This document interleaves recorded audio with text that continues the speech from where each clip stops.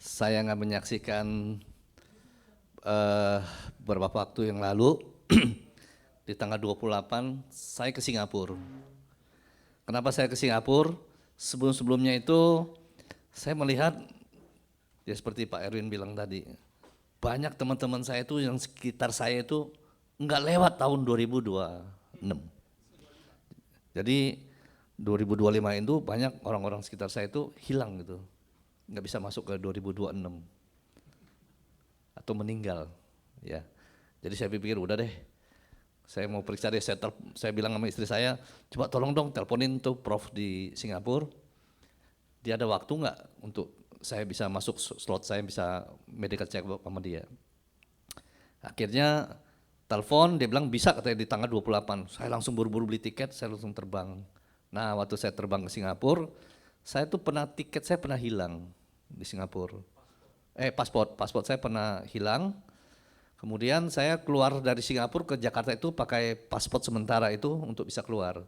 Ternyata paspor saya itu ketemu, ketinggalan di taksi waktu itu pagi-pagi waktu saya mau pulang, saya dapat paspor saya. Tapi saya udah keburu masuk di imigrasi pakai paspor saya yang baru. Nah saya pikir ya udah, paspor saya yang lama kan masih ada, yang baru cuma untuk sementara. Jadi saya nggak bikin paspor yang baru. Nah saya itu yang jadi masalah itu imigrasi dari sini nggak lapor ke imigrasi Singapura bahwa saya punya ini masih aktif, masih bisa jalan. Nah begitu saya sampai di Singapura saya ditahan gitu. Waktu saya mau masuk di imigrasi, mau scan saya punya paspor untuk keluar ke imigrasi, nggak bisa. Akhirnya saya dibawa, kemudian ditanya ini, tanya ini, sampai 1 jam. Terakhir dia tanya sama saya, keperluannya apa di Singapura? Saya bilang saya medical check up, saya udah janji sama profesor, saya tunjukin janji saya. Oke, tunggu sebentar, akhirnya saya dilolosin. Nah, setelah lolos, saya itu kan tanggal 28 nyampe di Singapura, 29 saya baru medical check up. Jadi saya ya ciak-ciak dulu lah, senang-senang, happy-happy dulu. Saya pikir waduh, besok apapun yang terjadi, yang penting saya happy dulu deh hari ini.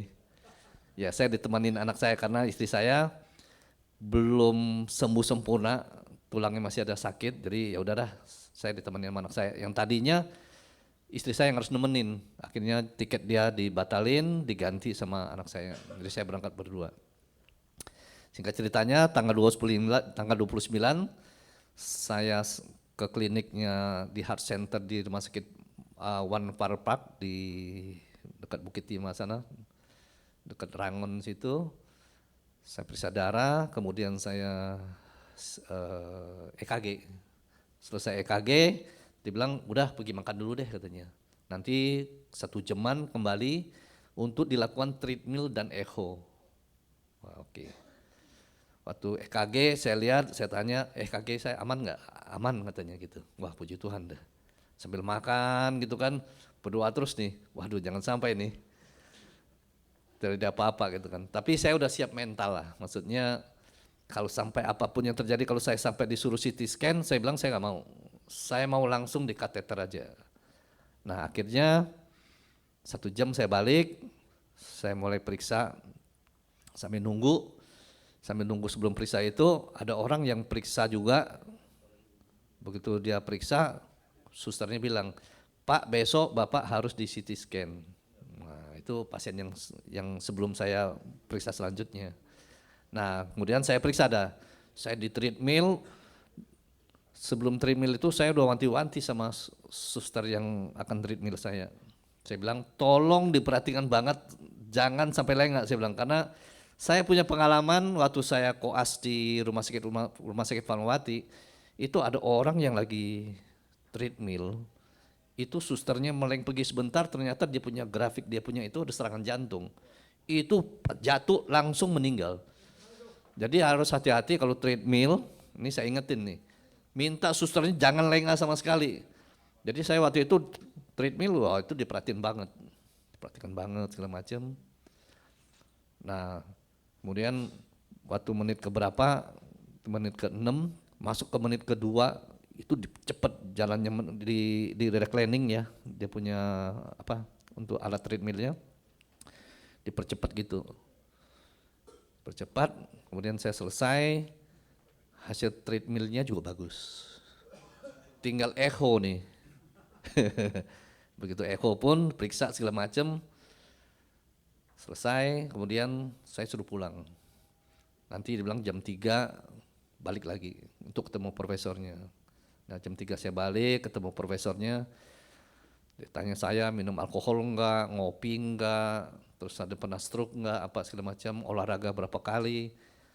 Nah akhirnya dia periksa saya segala macam, terus dia bilang, oke, katanya, saya nggak kasih obat apa-apa, nggak usah periksa yang lain. Kan dia bilang selamat katanya, long life katanya, puji Tuhan. Jadi saya tidak dilakukan pemeriksaan yang lain dan nggak dikasih obat. Cuma saya gula darahnya ada naik sedikit, tensi naik sedikit. Saya ada minum obat Unisya, tapi itu kecil sekali. Dosisnya itu ada yang 16 mg, ada yang 8 mg. Saya minum yang 8 mg dan itu pun setengah. Profesor bilang minum satu aja kata profnya, tapi saya tetap minum setengah karena dengan minum setengah saya masih bisa terkontrol. Nah untuk gula darah, dia bilang diet dan olahraga dinaikin porsinya, ya cuma itu aja. Dan sekarang saya mulai melakukan diet, ya puji Tuhan. Dari saya itu aja, Tuhan Yesus memberkati. Satu lagi, ini begitu saya sampai tadi, saya salaman sama Pak Darpito. Saya juga dapat berkat luar biasa itu. Coba lihat dulu di meja itu. Ada tas hijau. Waduh. Saya dikasih hadiah. Hadiah tahun baru 2026. Wah iya dari Pak Darpito. Terima kasih Pak Darpito.